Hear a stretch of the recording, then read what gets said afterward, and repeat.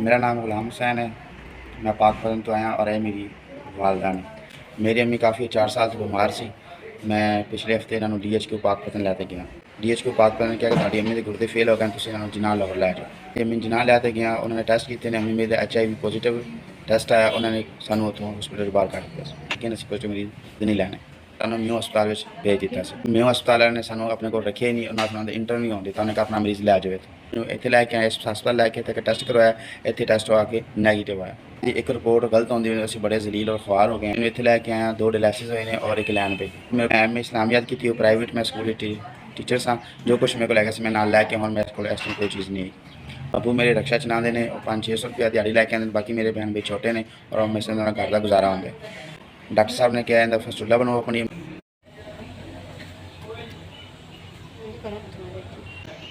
87,000 रुपया टोटल साढ़ा बिल बनया हॉस्पिटल के अंदर, जिन्हें मैं फड़ तड़ के 17,000 रुपया एक दिता है, 20,000 रुपया एक दिता है और 10,000 रुपया एक दिता है।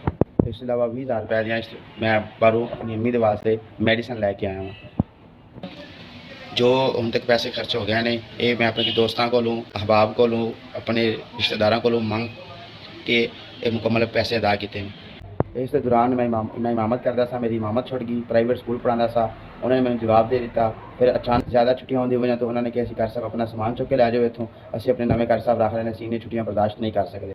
वालदा की बीमार होने की वजह मस्जिद छुट गई, नाल स्कूल भी छुट गया और मेरे को इस टाइम कोई पैसे नहीं है कि मैं हाली तक भी मेरा 15,000 रुपया देने वाला पिया, मेरे को पैसे नहीं है और अज तक मैं किराया भी भरना वापस जाने वास्ते भी मेरे को पैसे नहीं है।